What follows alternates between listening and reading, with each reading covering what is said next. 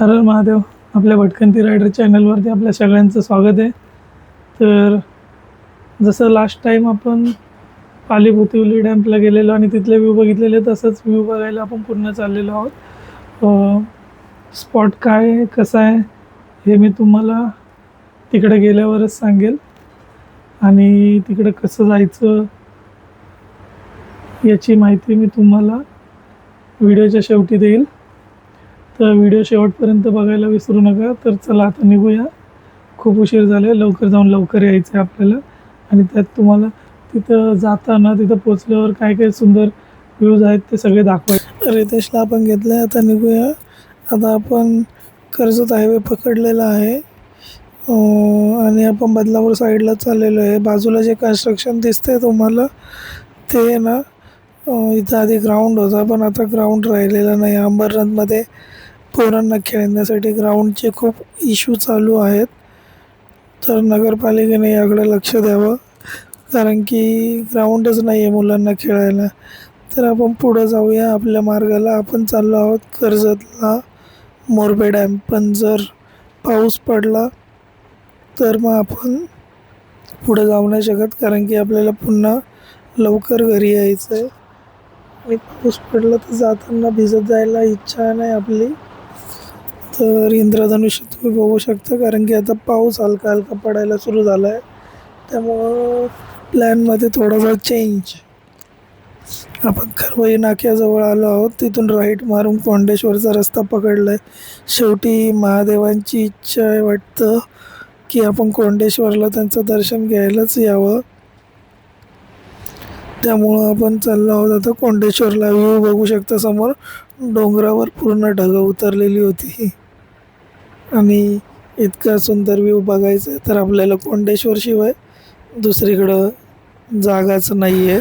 समोरचा व्ह्यू आपण बघू शकता, किती सुंदर वाटतंय. आणि पावसाळ्यात इथं खूप गर्दी असते कोंडेश्वर महादेव मंदिराजवळ. आणि जास्त करून लोक दर्शनाला कमी येतात आणि फोटोशूटला जास्त येतात. हे जे समोर तुम्हाला दिसतंय ना माती, ही जी जागा आहे पूर्ण नदीची जागा आहे. पण आता काय करणार, पाऊसच येत नाही. पाऊस खूप लेट झाला आहे, त्यामुळं सगळं नद्या सुकलेल्या आहेत. नाही तिथं खूप पाणी असतं. तर कमानीचं काम पण चालू आहे, तुम्ही बघितलं जातं. मंदिराच्या जवळ आपण आलेलो आहोत. आणि कोंडेश्वर महादेव मंदिर हे खूप जुनं आहे. आपण सकाळी सकाळी आलेलो आहोत. 7 वाजलेत माझ्या अंदाजे. तर गर्दी आपल्याला काहीच भेटणार नाही. कोंडेश्वर मंदिराजवळ तुम्ही नक्की या, कारण की थोडा पाऊस जास्त पडल्यावर या, म्हणजे तुम्हाला नदी बघायला भेटेल. इथं वॉटरफॉलसुद्धा आहेत, ते पण बघायला भेटतील. निसर्गाचं सुंदर स्थान म्हणजे कोंडेश्वर आहे, अंबरनाथ बदलापूरच्या जवळपास. कारण की पावसाळ्यामध्ये जेव्हा अति पाऊस होतो ना, तेव्हा ते मंदिर पूर्ण पाण्यामध्ये असतं. पण आता बघू शकता तुम्ही मंदिराच्या बाहेर एक सभागृह आहे. तिथं महादेवांचं मंदिरच बोलतोय मी पण. महादेवांच्या मंदिराच्या पुढे एक सभागृह आहे, त्यावरती महादेव आणि नंदी महाराजांची मूर्ती स्थापित आहे. आणि मंदिर तुम्ही बघू शकता, टेकडीमध्ये गुफा कोरली आणि त्या गुफेमध्ये महादेवांची शिवलिंग आहे. सुंदर बांधकाम आहे, बघू शकता. मंदिराच्या गर्भगृहात जायच्या आधी महामृत्युंजय मंत्रच लिहिलेला आहे.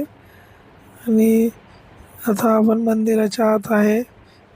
थोडंसं आपण 10 मिनटं मेडिटेशन करू, कारण की कुठल्याही मंदिरात गेलं तर तिथं तुम्ही थोडा वेळ ध्यान केलंच पाहिजे. तिथल्या एनर्जीला फील केलं पाहिजे. आणि कोंडेश्वर मंदिरामध्ये अशी एनर्जी खूप आहे प्रचंड. तुम्ही बघू शकता गुफा कशा प्रकारे कोरलेली आहे आणि त्यामध्ये शिवलिंग कशा प्रकारे स्थापित केली. आणि हे बघा, हे जेवढे देवी देवता दिसत आहेत ना, त्याच्या मागं टेकडी आहे छोटीशी.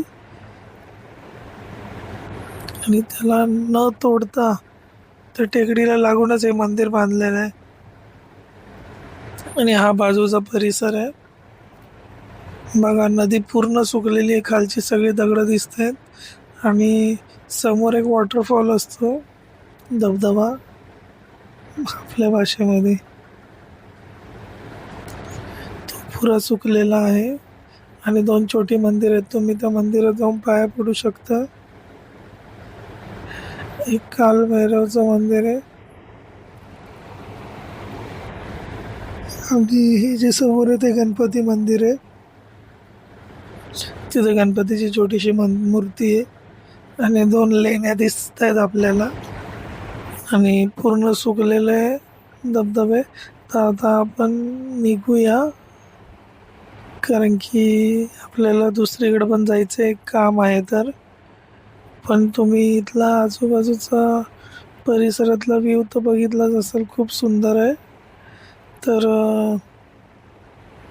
आता पटापट निघू. आधी आपण मंदिरापासून थोडं पुढं गेलं ना की एक व्ह्यू पॉईंट आहे, तो बघू आणि जाऊ, जिथं लोक फोटोशूट व्हिडिओ शूट करतात. आपण थोडंसं फोटो काढू आणि निघूया.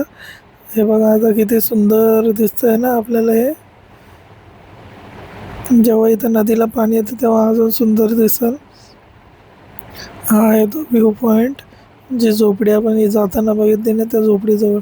आणि कशी लोक इथं दारू पिऊन काचा फोडून जातात बघा. मंदिराचा परिसर हा स्वच्छ ठेवला पाहिजे. तर अशी घाण करू नका आणि व्हिडिओ आवडली असेल तर लाईक, शेअर आणि सबस्क्राईब करायला विसरू नका.